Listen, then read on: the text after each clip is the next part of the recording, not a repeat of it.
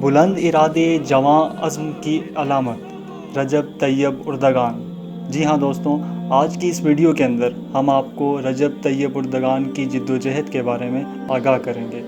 رجب Tayyip Erdogan ترکی کے ایک نامور سیاستدان ہیں جو ترکی کے موجودہ صدر ہیں۔ رجب طیب اردگان ترکی کے ایک پسماندہ علاقے کظم پشا میں پیدا ہوئے جو استنبول کے ساتھ واقع ہے۔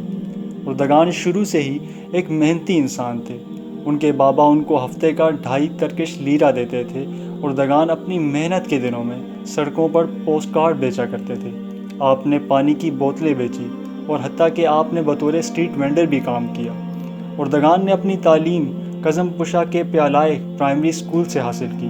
اپنی تعلیم سے فارغ ہو کر رجب طیب اردگان نے سیاست میں شامل ہونے کا فیصلہ کیا۔ انہوں نے سب سے پہلے 1976 میں نیشنل ٹرکش اسٹوڈنٹ یونین کو جوائن کیا۔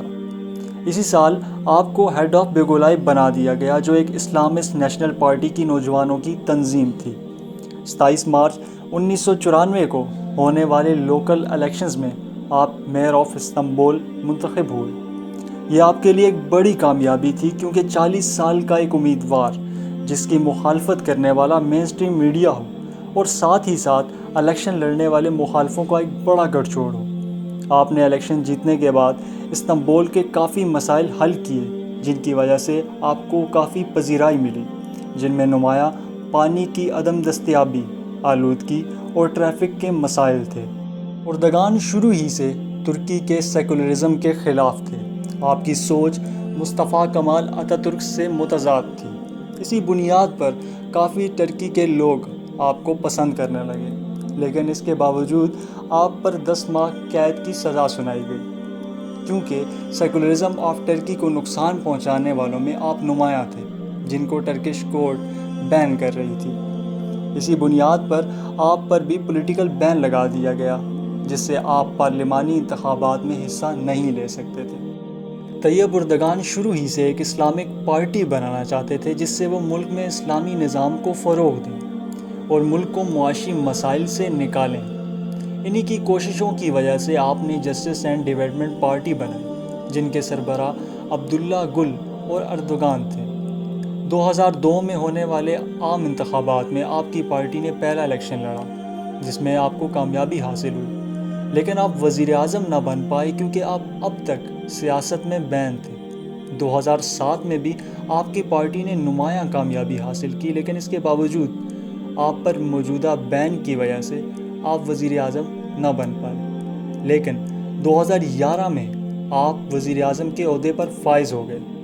آپ ترکی کی تاریخ میں واحد امیدوار تھے جو 3 بار مسلسل الیکشن جیتا۔ 28 اگست 2014 میں آپ ترکی کے نئے صدر منتخب ہوئے اور اب تک ترکی کی حکومت پر فائز ہیں۔ دوستوں، اس کی بڑی وجہ ترکی عوام کی آپ سے بے پناہ محبت ہے۔ ہم جانتے ہیں 2016 میں ترک فوج کے ایک بڑے حصے نے جب آپ کی گورنمنٹ کے خلاف بغاوت کر دی گئی تھی، انہیں گورنمنٹ سے ہٹانے کی کوشش کی گئی تھی۔ کافی حکومتی لوگوں کو قید کر لیا گیا تھا اور حتیٰ کہ ترکی کی پارلیمنٹ پر بم گرائے گئے تھے، لیکن یہ فساد زیادہ دیر نہ چل سکا کیونکہ ترک عوام سڑکوں پر نکل آئی، فوج کے خلاف کھڑے ہو گئے، ٹینکوں کے آگے لیٹ گئے اور اس فساد کو ختم کرنے میں طیب اردگان کی مدد کی۔ اس فساد پر قابو پانے کے بعد ترکی کے صدر رجب طیب اردگان کی حکومت اور مضبوط ہو گئی۔ دوستوں، ایسا نہیں ہے کہ ترکی پر اور رجب طیب اردگان کی گورنمنٹ پر کوئی مسائل درپیش نہ ہوں۔ ترکی اب تک اپنے اندرونی مسائل سے دوچار ہے، چاہے وہ کردس کے باغیوں کا مسئلہ ہو یا سیریا وار ہو یا پھر ترکی کے اپنے معاشی مسائل ہوں۔ ترک صدر اپنی نمایاں قائدانہ صلاحیتوں کی بدولت پوری دنیا میں مقبول ہیں۔ طیب اردگان کو پاکستان میں نشان پاکستان کا ایوارڈ ملا جو پاکستان کا سب سے بڑا سویلین ایوارڈ ہے۔ رشیا میں آپ کو اسٹیٹ میڈل دیا گیا۔ پوری دنیا کے مسلمان آپ کو اپنا ہیرو مانتے ہیں۔ اس کی بڑی وجہ ترک صدر کی تمام مسلمانوں کے ساتھ ہمدردی ہے۔ ہم دیکھ سکتے ہیں کہ ترک صدر فلسطین کی آزادی کے لیے کتنا کوشاں ہے اور سب سے زیادہ کشمیر کی آزادی کے لیے وہ بات کرتے ہیں۔ کہیں پر بھی مسلمانوں کے ساتھ ظلم ہو، چاہے وہ برما ہو یا سیریا، وہ مسلمانوں کے ساتھ کھڑے رہتے ہیں اور مسلمانوں کے حق میں آواز اٹھاتے ہیں۔ دوستوں، حالیہ دنوں میں ہمیں نظر آیا کہ رجب طیب اردگان نے ترکی کے سیکولرزم کے خلاف ایک بڑا قدم رکھا۔ ہمیں نظر آیا کہ آیا صوفیہ، جو ترکی کا ایک مشہور میوزیم تھا، جس کو آج سے 86 سال پہلے مصطفیٰ کمال نے مسجد سے میوزیم میں تبدیل کر دیا تھا، آپ کی اسلامک سوچ کی وجہ سے اس کو دوبارہ مسجد بنا دیا گیا۔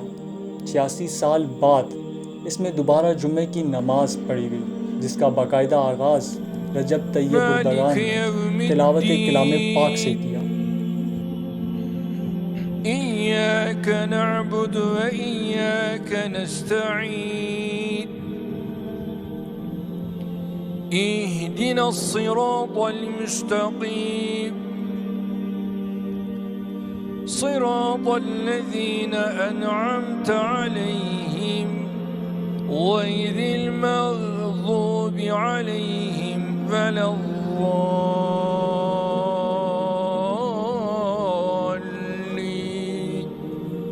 طیب اردگان کی اس کامیاب زندگی سے ہمیں سبق ملتا ہے کہ جذبہ سچا ہو، ارادہ نیک ہو اور ملک کی محبت سینے میں کوٹ کوٹ کر بھری ہو تو ایک اچھا معاشرہ معرض وجود میں لایا جا سکتا ہے۔